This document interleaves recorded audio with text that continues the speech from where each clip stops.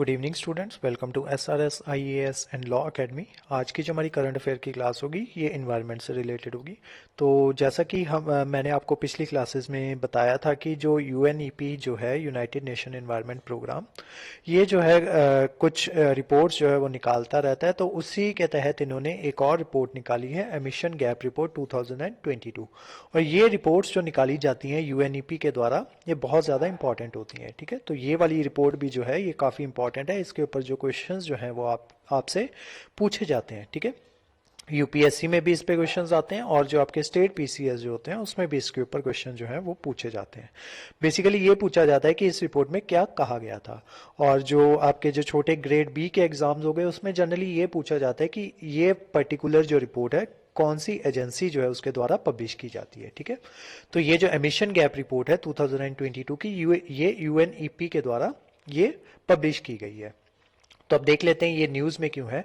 Ahead of COP27, अभी जो है COP27 जो है वो होने जा रहा है। तो the United Nation Environment Programme UNEP release a report title, report का टाइटल क्या है, emission gap report 2022, the closing window, climate crisis call for rapid transformation of societies. ठीक है, तो ये सारा इस रिपोर्ट का टाइटल है। ये टाइटल भी आपको पता होना चाहिए। ठीक है, तो जनरली क्या किया जाता है कि आपसे पूछ लिया जाता है कि एमिशन गैप रिपोर्ट 2022 उसका जो है टाइटल क्या था। ठीक है, तो वो टाइटल आपको पता होना चाहिए।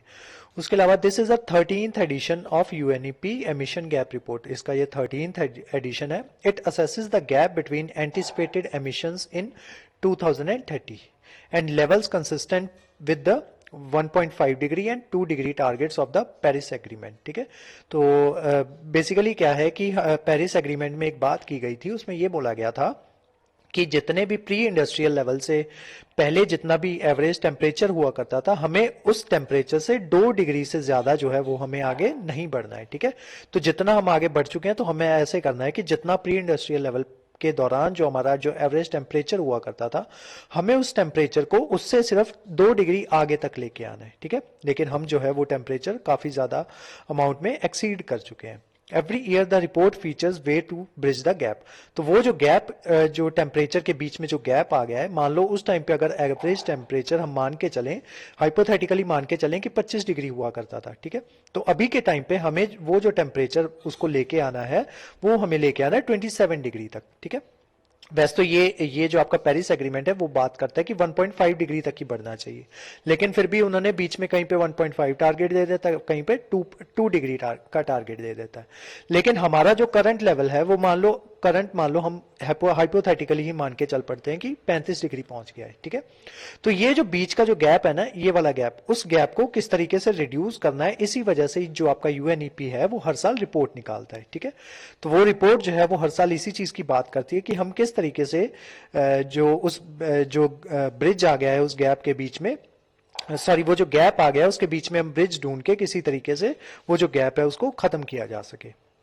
अभी हमारी क्लास शुरू करने से पहले हम थोड़ा सा यूनाइटेड नेशन एनवायरनमेंट प्रोग्राम के बारे में देख लेते हैं। उससे पहले हम उसके बाद जो है हम जो रिपोर्ट है उसके बारे में देखेंगे। तो सबसे पहले देखते हैं UNEP के बारे में। It is a leading global environment authority established on 5th जून 1972। ठीक है, तो जिस दिन आपका एनवायरनमेंट डे होता है 5th जून को, उसी दिन इसकी जो है स्थापना की गई थी। It sets the global environmental agenda, promote sustainable development within the United Nations system and serve as a authoritative advocate for global environment protection। इसके जो हेडक्वार्टर्स जो हैं वो है नायरोबी केनिया में। और जो मेजर रिपोर्ट्स जो ये पब्लिश करता है वो कौन कौन सी है, एक है एमिशन गैप रिपोर्ट, ठीक है, जिसके बारे में आज हम डिस्कस करेंगे। उसके अलावा एडेप्शन गैप रिपोर्ट, ठीक है, उसके अलावा ग्लोबल एनवायरनमेंट आउटलुक जो है वो हम ऑलरेडी डिस्कस कर चुके हैं। उसके अलावा फ्रंटियर्स करके रिपोर्ट निकालता है, then invest into healthy planet. ठीक है, तो ये जो कुछ रिपोर्ट्स जो हैं ये UNEP के द्वारा निकाली जाती हैं। तो जैसे जैसे ये रिपोर्ट आती जाएंगी हम इसके बारे में क्लासेस बना के आपको बताते जाएंगे। उसके अलावा इसके मेजर कैंपेन्स देख लेते हैं। बीट पॉल्यूशन हो गया, UN 75 हो गया, वर्ल्ड एनवायरनमेंट डे हो गया, वाइल्ड फॉर लाइफ हो गया। ठीक है, तो ये इसके मेजर कैंपेन्स हैं। अब देखते हैं कि ये जो रिपोर्ट जो इन्होंने पब्लिश की है उसमें क्या क्या सामने आया है। तो इसमें ये सामने आया कि जो टॉप 7 एमिटर्स जो हैं वो कौन कौन से हैं। वो है आपके चाइना, EU27 जो यूरोपियन यूनियन की 27 कंट्रीज हैं, उसके अलावा India, Indonesia, Brazil, Russia and United states. ये सब plus international transport account for, ये सारे मिला के 55% of the global GHG emission जो है, जो मतलब जितना भी दुनिया में ग्रीन हाउस गैसेस का एमिशन हुआ उसमें से जो 55% एमिशन था इन्हीं के द्वारा किया गया, ये 7 emitters plus international transport account. ठीक है, तो सॉरी इंटरनेशनल ट्रांसपोर्ट, इनके इन सब ने मिलके 55% ऑफ जो of the global GHG emission जो था 2020 में किया था। For these countries GHG emission rebound in 2021 exceeding pre pandemic targets यानी कि 2019 levels. Collectively G20 members are responsible for 75% of global GHG emissions. ठीक है, जो कलेक्टिवली जो G20 जो मेंबर्स जो हैं वो मिलके 75% ऑफ ग्लोबल GHG एमिशन जो है वो करते हैं। The global average per capita GHG emission was 6.3 tons of carbon dioxide equivalent in 2020।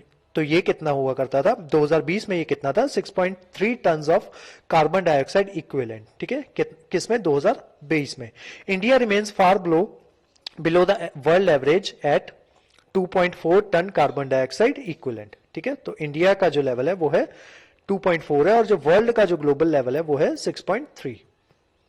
World is falling short of goals set forth in the Paris Climate Agreement adopted in 2015 with no credible pathway to 1.5 degree in place. ठीक है, तो हमें ये कहा गया है कि हमें 1.5 डिग्री से ही जो हमारा टेम्परेचर है वो राइज करना चाहिए एज कंपेयर टू जो हमारे प्री इंडस्ट्रियल लेवल थे, लेकिन उसके लिए जो कोई भी क्रेडिबल पाथवे जो है वो दिखता नहीं नजर आ रहा है।